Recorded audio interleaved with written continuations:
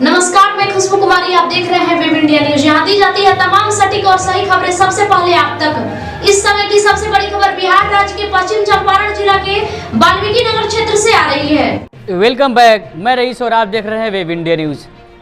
अभी मैं पश्चिमी चंपारण जिला में उपस्थित हूँ और मेरे पास एक ऐसे शख्सियत विराजमान है जो अपने पहचान के लिए मोहताज नहीं है। मैं आपको ये भी बता दूं, 2019 में जो लोकसभा का चुनाव हुआ था, उस चुनाव में यह द्वितीय स्थान अपना लाए थे। इनको टोटल मत 2,48,044 मिले थे और मैं बता दूं टोटल मत का 24% वोट इनके खाते में आए थे। जी हाँ, मैं उन्हीं के बारे में बात कर रहा हूँ जिनका ताल्लुक कांग्रेस पार्टी से है और जिनका शुभ नाम शाश्वत केदार जी हैं। सर, स्वागत है सर आपका हमारे वेब इंडिया न्यूज चैनल में। सर कि सर आप अपना प्रीसियस समय सर हमें निकाल कर दिए। सर मैं चाहूँगा छोटा सा आप अपना परिचय दें, हाल चाल बताएं कि अभी आप कैसे हैं और क्या क्या वर्क हो रहा है पार्टी के लिए। मेरा नाम शाश्वत केदार पांडे हुआ। मैं 2019 में वाल्मीकि नगर पश्चिम चंपारण का प्रत्याशी था कांग्रेस पार्टी से। मैं तीसरी पीढ़ी हूँ अपने परिवार में जो कांग्रेस की सेवा कर रहा है और इससे पहले मेरे पिताजी पश्चिम चंपारण बेतिया उस समय हुआ करता था, उसके सांसद थे। और उससे पहले मेरे ग्रैंडफादर दादा बिहार के मुख्यमंत्री रहे, श्री केदार पांडे जी, और बेतिया से सांसद चुन के गए तो रेल मंत्री बने, सिंचाई मंत्री बने। अच्छा सर, 2024 के लिए प्रत्येक पार्टी जो भी है, चाहे वो राज्य स्तर पर हो या चाहे वो राष्ट्र स्तर पर, अपने अपने दमखम पर इस चुनावी दंगल के लिए मेहनत कर रही है। सर क्या कर रहे हैं सर आप अपनी पार्टी के लिए इस पश्चिमी चंपारण जिला के सरजमी पर? देखिए, संगठन के तौर पे बात की जाए तो सारी संगठन अपने अपने काम कर रहे हैं। हमारे यहाँ नए जिला अध्यक्ष बने हैं।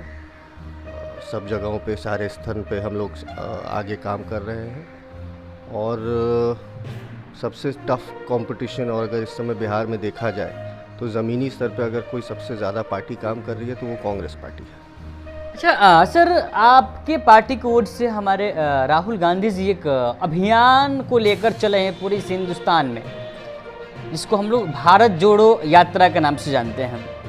सर ये तो पता है कि 1947 से पहले भारत खंडित था, उसको जोड़ने का प्रयत्न किया गया और आज एक अखंड भारत का निर्माण हुआ।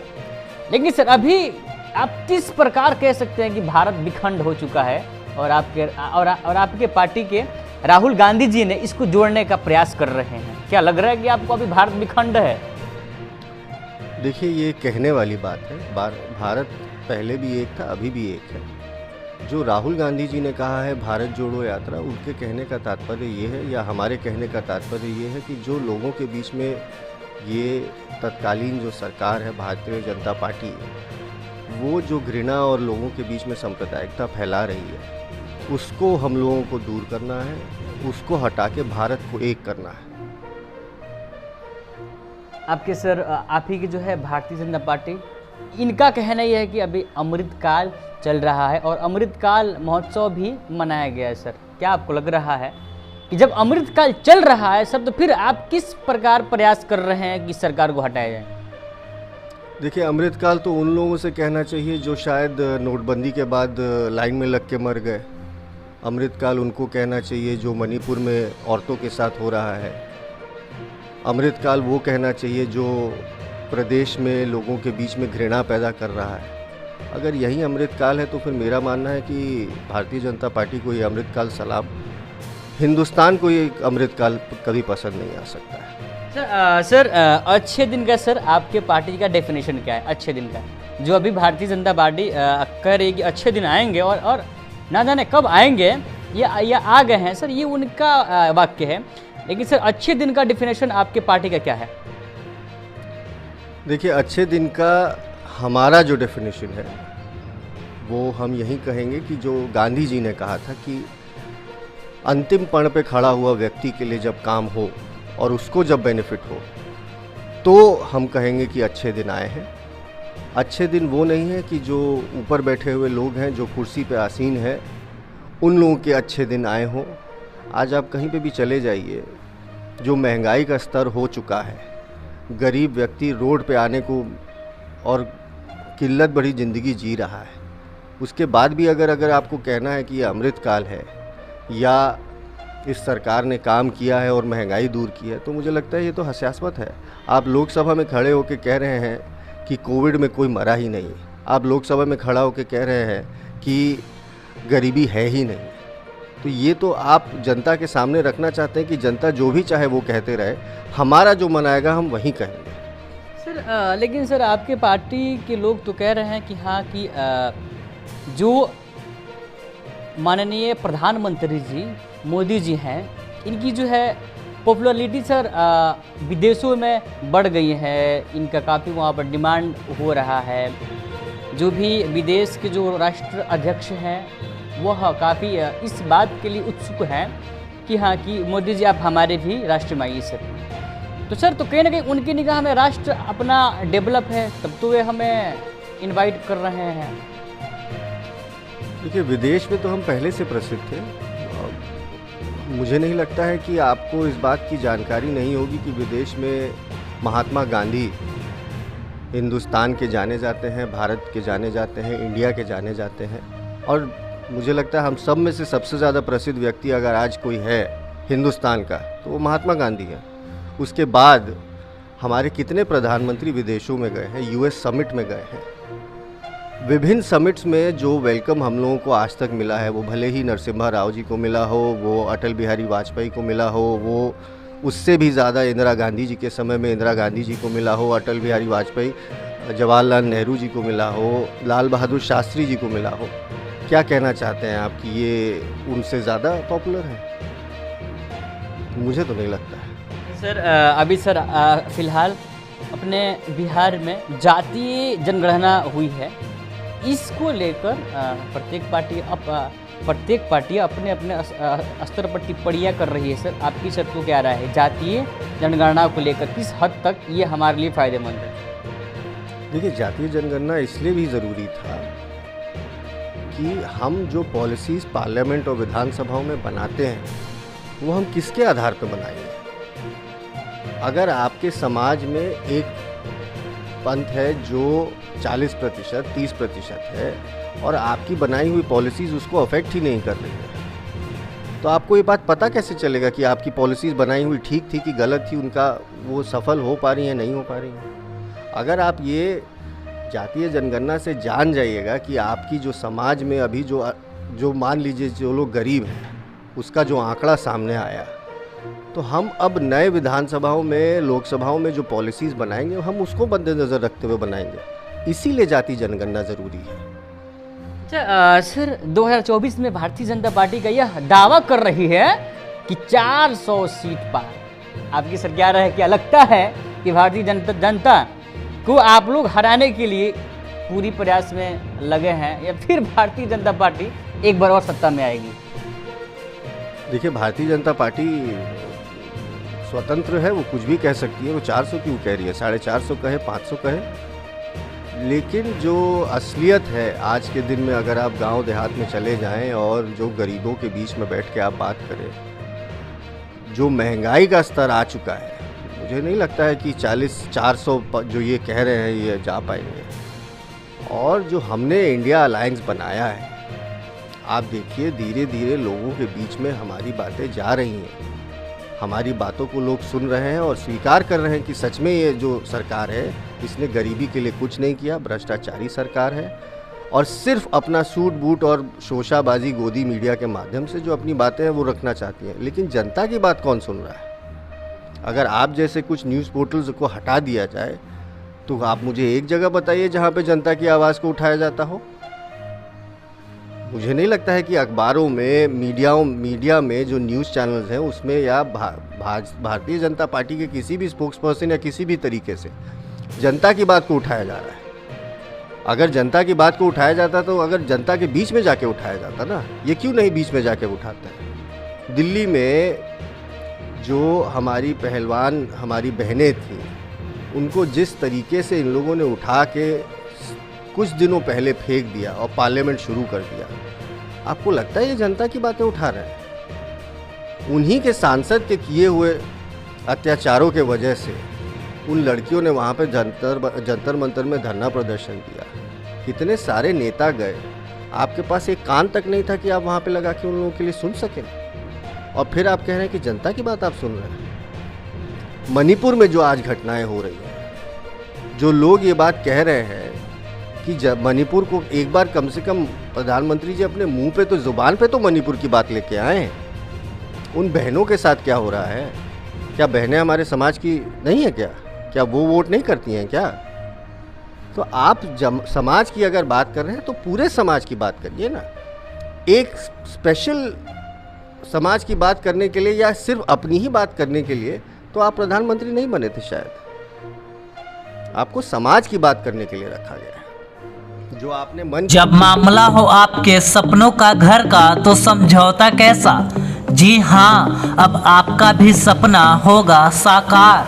अब आपके शहर रामनगर में खुल गया है home care design and construction organisation, जहां आपको सभी प्रकार के मकान का 2D 3D नक्शा या फिर नक्शा बनवाना हो, नक्शा पास, सुपरविजन, सर्वे, अनुमानित लागत ब्यौरा, पुराना मकान नवीकरण, भवन सलाह, मेंटेनेंस, जमीन प्लॉटिंग एवं मकान संबंधित interior decoration, plumbing, electrical contractor, कारीगर इत्यादि के लिए रामनगर एवं अन्य जिले के लोग संपर्क करें। Home care design and construction organisation का पूरा पता है रामनगर नगर परिषद क्षेत्र के सगुनी मेन रोड, जिसके प्रोप्राइटर हैं इंजीनियर मसूद आलम, जिनका मोबाइल नंबर 9162052355। मन की बात के माध्यम से बहुत सारी बातें कही हैं या उनकी सुनी भी होंगी।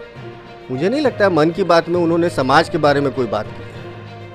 वो अपने पार्टी का प्रचार करते हैं, वो समाज का प्रचार नहीं करते हैं या समाज की बात नहीं उठाते हैं। सर, मन की बात कही जाती है, लेकिन मन की बात कब सुनी जाएगी जनता की? जो रो रही है, जो चिल्ला रही है, जो इस आश और उम्मीद में है कि मेरे बच्चों की अच्छी पढ़ाई होगी, रोजगार मिलेगा, गरीबी से मुक्ति मिलेगी और काफ़ी सुविधाओं का लाभ मिलेगा। यही तो मैं भी कह रहा हूँ कि अगर समाज की बात कर रहे होते तो मन की बात नहीं करते, समाज की बात करते हैं। वो प्रधानमंत्री हैं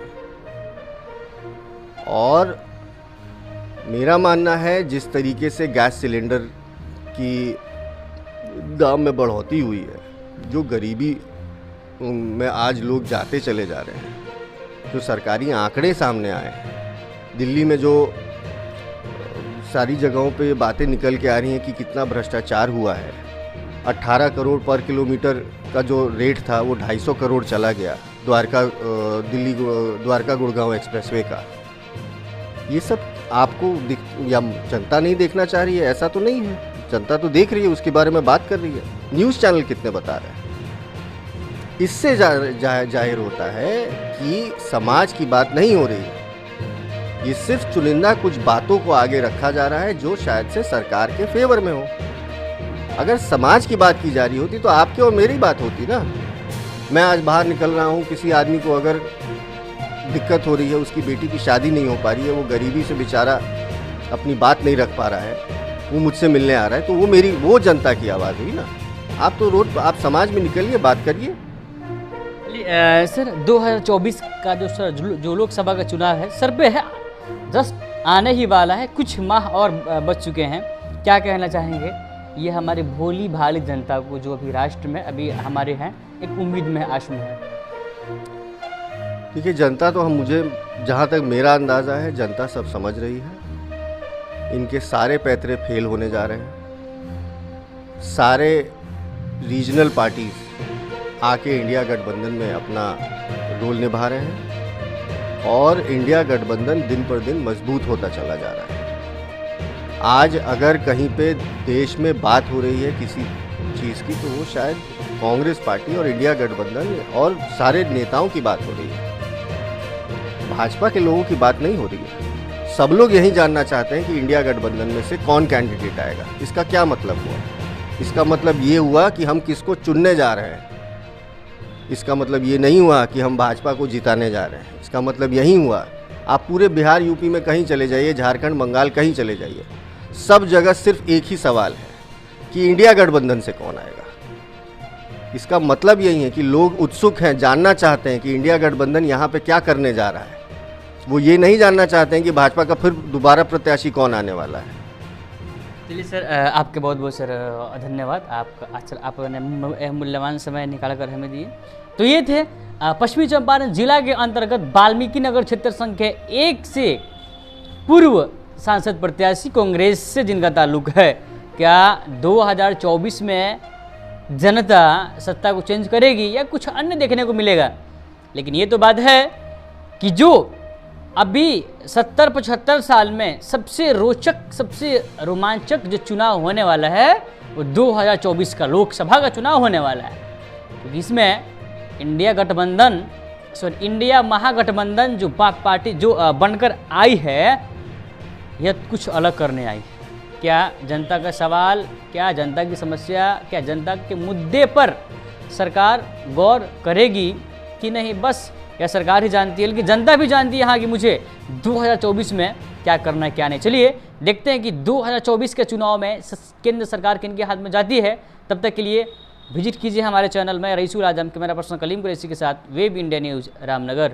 बेहतर उपचार, सुरक्षित परिवार। जब मामला हो सेहत का तो समझौता कैसा? जी हाँ, आपको सभी बीमारियों से निजात दिलाने के लिए खुल गया आपके शहर रामनगर में गुड हेल्थ क्लिनिक, जहां आपको आपके स्वास्थ्य के लिए मिलेगा 24 घंटे उपचार की सुविधा, जहां कम खर्च में डॉक्टर आई आलम के द्वारा मिलेगा बेहतर इलाज, जहां जोड़ दर्द, साइटिका, चोट, सूजन एवं टूटा फूटा प्लास्टर एवं ऑपरेशन की सुविधा, बुखार, खांसी, सर्दी, निमोनिया, दम फूलना, जलन होना, पेट, छाती, गुर्दा, लीवर, किडनी, प्रोस्टेट, पेशाब की थैली का उत्तम इलाज, महिलाओं के बच्चेदानी, मासिक गड़बड़ी, सफ़ेद पानी एवं ब्लड गिरना, लिकोरिया, गांठ हो जाना, बांझपन एवं पथरी के मरीज का 100% सफल इलाज। गुड हेल्थ क्लिनिक का पूरा पता है रामनगर नगर परिषद क्षेत्र के Narayanpur ward number 10 SN public school के समीप।